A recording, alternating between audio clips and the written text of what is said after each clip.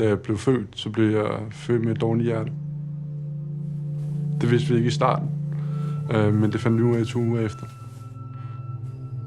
Så jeg kom ind på hospitalet, og der fandt vi så en ny fejl hver dag på en uge, der gik. Så 7 fejl på et hjerte den første uge. Jeg var indlagt, fra jeg var 0 til jeg var 3 år. Sammenlagt 1 år spredt ud på de 3 år. Jeg fik sådan 5 store operationer.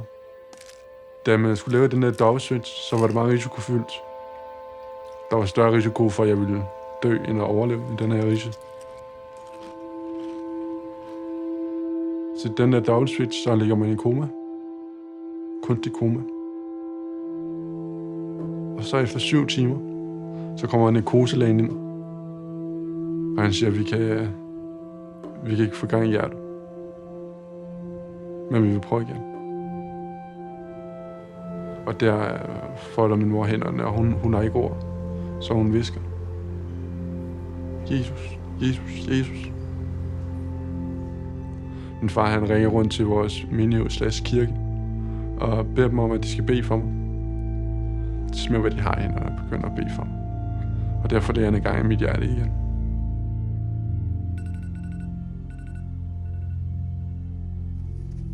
Og nu skulle man tro, at det hele blev okay. Men efter 2 uger igen, så falder jeg i søvn. Der sover jeg 3 døgn. Mine forældre er jo bange for, at jeg nu er døende. Så tager de mig ind på hospitalet til overvågning. Og det gør det op for os, at jeg har fået en blodprop i hjernen, som har gjort, at jeg er blevet spastisk slag i hele venstre side af kroppen. Og narkoselægen siger, at vi skal ikke regne med, at han kommer til at gå eller snakke igen. Sandsynligvis ikke.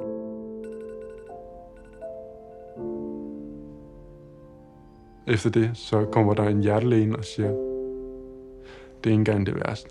Det værste er, at han har fået en blodprop i hjertet. Og han kan dø, hvornår det skal være. Fordi den ene side af hans hjerte holder op med at pumpe. Så det nu fungerer det bare ved hjælp af pacemaker og ved medicin. Og de kan ikke gøre så meget mere. Det har min mor fortalt, at hun aldrig har grædt så meget, som hun har grædt der.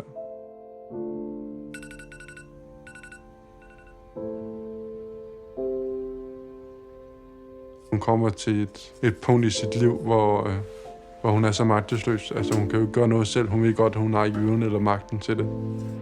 Og som kristen, så søger man så der, hvor man håber, man har en, der kan tage over. Og det var så Gud. Og det var derfor, hun søgte ham. Så mine forældre, de vil gerne have mig hjem, så jeg kan dø trygt hjemme. Så jeg kommer hjem, men jeg dør ikke. Jeg tror, at Gud holder hånden over.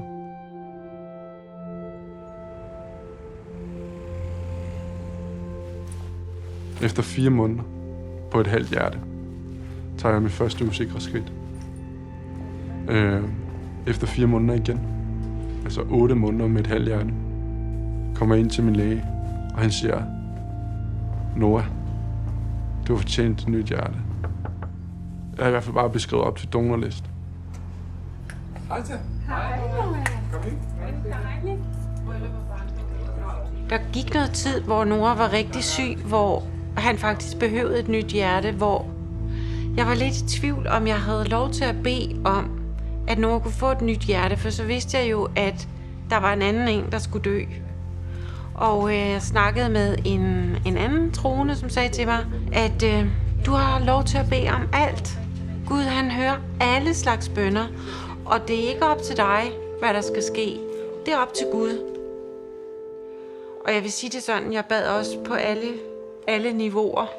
Lige fra at råbe midt om natten ude i haven. Vil du ikke nok høre mig? Vil du ikke nok give min søn et hjerte til? Lige så stille at sidde og klynke nærmest. Nu må du godt give ham det hjerte. Nu kan vi ikke mere. Efter 3 måneder kommer der et donorhjerte. Det bliver transporteret ind i mig. Og det fungerer bare så godt. Der var ingen afstøvning. Det passer bare perfekt ind.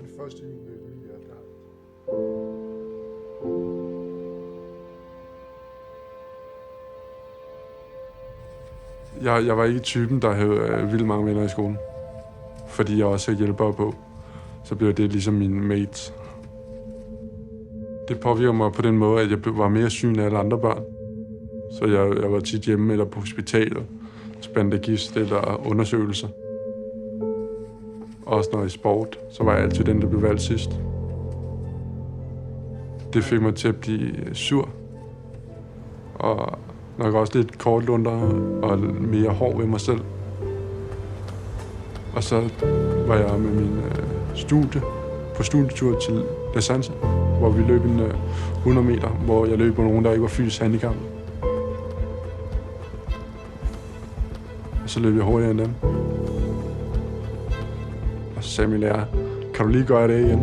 Og så var jeg sådan, ja, det kan jeg godt. Og så løb jeg tilbage. Og så løb jeg en 13:50 i flade sko håndholdt. Og sagde, at det var meget godt. Det skulle vi undersøge noget mere om, når vi kom hjem. Og så kom jeg på Team 2020, som er ungdomslandsholdet i atletik. The World Championships, but just look on the outside. Look at that thing on the outside. Oh, that's tight. Matt Pedersen of Denmark. He came home like a rocket over the last 30 metres.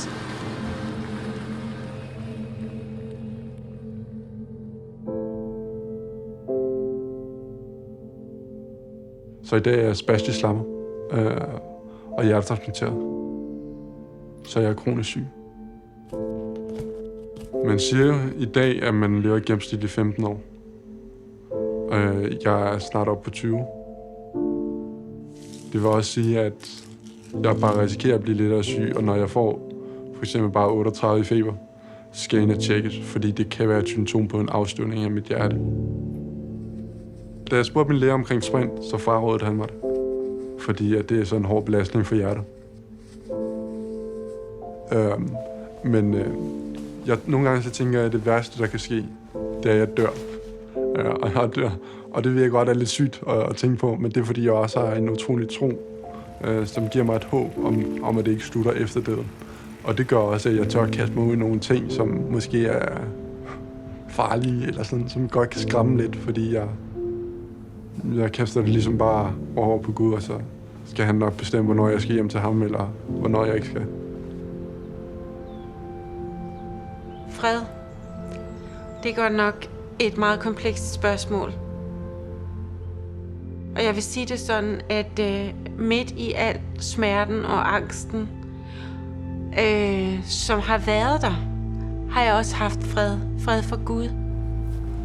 Fordi jeg har vidst, at han var med, han var hos os, og han ville også føre tingene igennem til det bedste for os. Og uanset om nogen skulle blive, eller ikke blive, så skulle vi ses igen.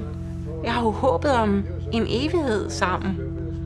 Og det giver en fred, som man ikke bare lige kan vifte af. Det er en stædig fred. Og den har vi fået af Guds nåde. Jeg finder rigtig meget ro i min tro, når jeg er ude og dyrke atletik. Rigtig mange atleter i dag, de finder ro i sig selv, så de søger ind i sig selv. Jeg søger ud af mig selv, jeg søger ud på Jesus. Der er tit, hvor jeg tænker, hvorfor kan jeg ikke være ligesom alle andre, eller sådan. Men hvor jeg også må tænke, at jeg har en anden brik i det her kæmpe puslespil. Og så må jeg stole på, at han ved, hvad der er bedst for mig. Han er fantastisk på den måde, at han giver et utroligt håb. Man kan sige, at der er meget uvished i at stole på Gud. Det er forskelligt. Meget forskelligt, hvordan han svarer. Det kan både være nej, det kan være ja, og det kan være vent. Jeg har da bedt om, at jeg gerne må blive helt rask. Det er et nej indtil videre. Men jeg vil også gerne vente om at sige, at der er meget spænding. har læst Jeremias 29:11. Jeg ved, hvilke planer jeg har lagt for jer. Planer om lykke, ikke om ulykke. Om en fremtid og et håb. Selvom jeg møder meget modstand her i verden, det slutter ikke her.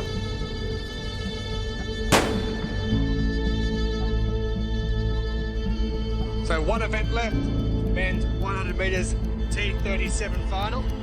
Noah Bak Pedersen of Denmark, who was fifth in 2018,